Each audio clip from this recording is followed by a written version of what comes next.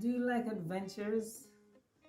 Would you like to connect with African diaspora? If the answer to this question is yes, you are at the right place. My name is Daseta and welcome to my channel, Life After 60. On this channel, I'll be sharing my experiences in the Gambia while connecting with the diaspora. And I'll also be sharing the stories of everyday people because I believe that each person has an impact on the future. In this video, I'll be sharing 5 cultural activities that you can do when visiting West Africa. On my trip, I was able to visit the Gambia and Senegal. And I hope these trips will inspire you as you plan your trip to the motherland. The first recommendation is a visit to Kinte Island. Well, I went to Kinte Island and it was awesome. Kinte Island is at least 45 minutes away from Banjul. You need to take a ferry across the Gambia River. Once you get to Barra, you take a car, 45 minutes ride into Kinte Island. When I got there, I was greeted by a local tour guide who I'm connected with. And he took me around the island. There's a route section. It's called Roots. It's like a small museum. It showed you different artifacts. They have stamp pads that they would use to stamp your ancestors. They had cufflinks.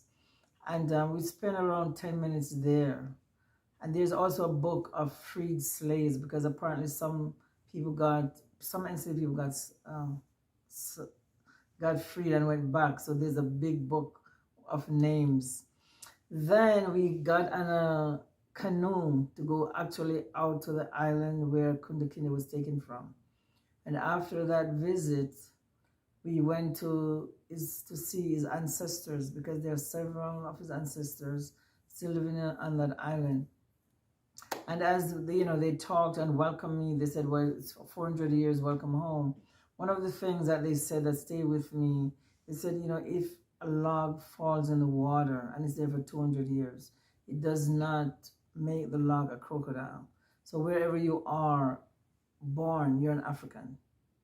And that was very telling. But while I was on the water going over to the island, I just felt like all those blood memories came back because I was thinking about being snatched up, put in water, put in the bottom of the boat, and just for days you're at sea and you don't know where you're going. So it was very emotional.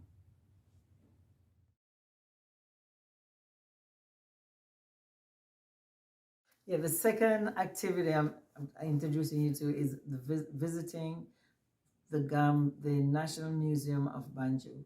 Banjul is the capital of Gambia. It was established in 1816 as a port city by the British, and they called it Bathurst. So the Gambians renamed it when they took over.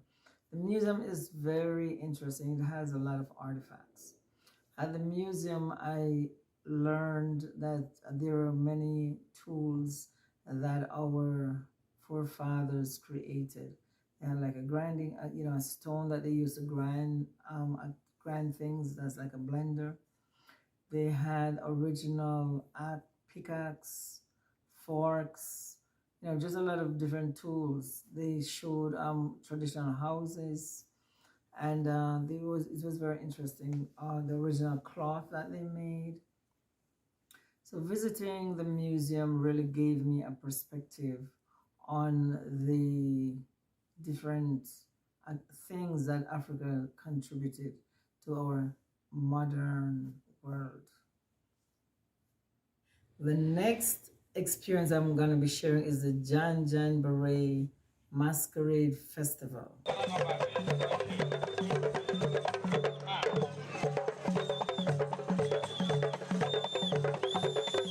It's in Georgetown.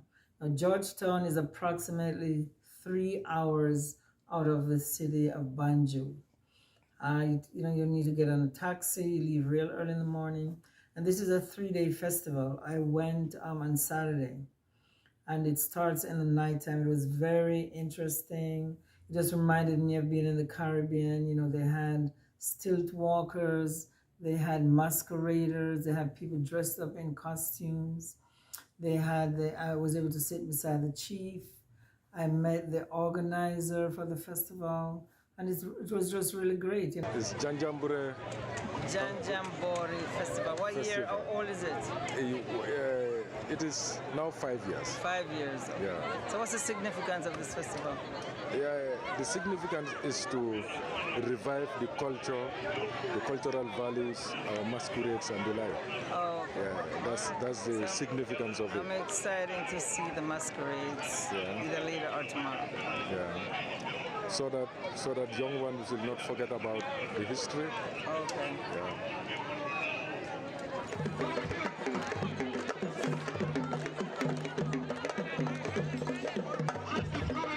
Also a part of the Mandinga tradition.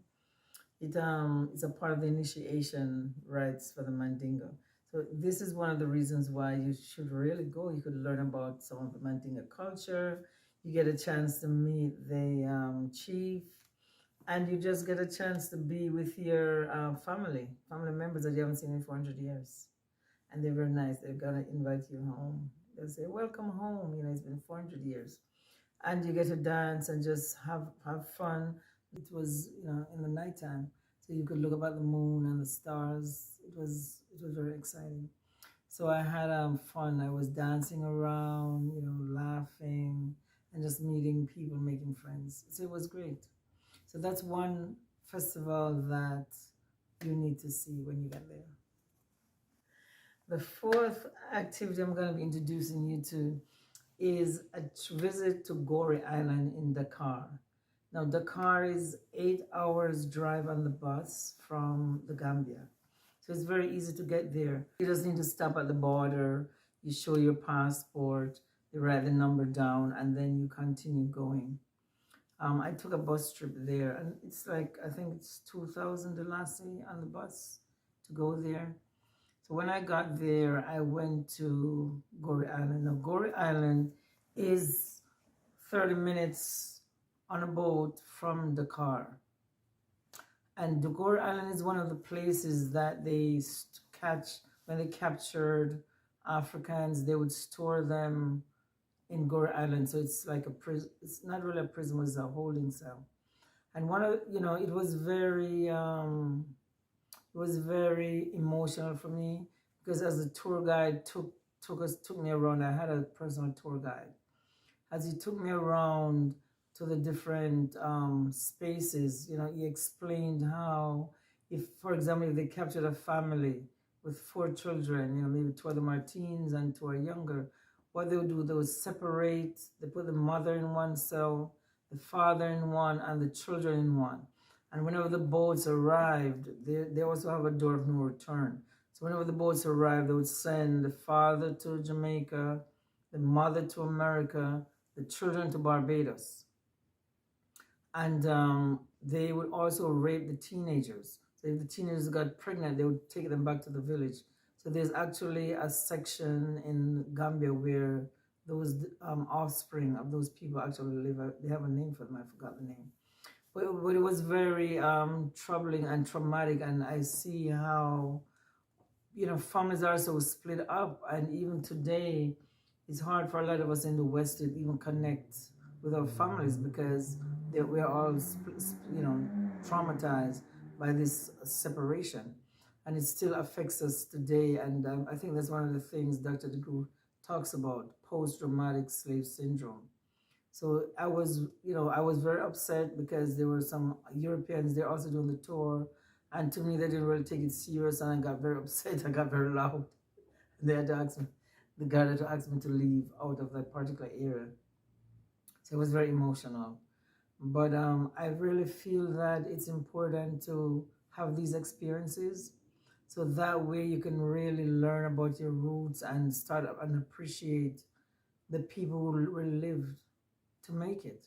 It's an island that represents the gate of entrance for the boats and going out. All the boats that come to Dakar are obliged to contend this island. And it's during the time of the colonization here. The colonization has stayed on this island. The French colonized this country for 300 years. 400 years of slavery across this little island of 900 meters long, 300 meters large. Over 120 million young Africans has crossed this island to be deported and spread all over the world. And it's 400 years.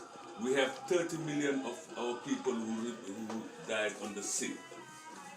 30 million? 30 million, over 30 million people who died on the sea.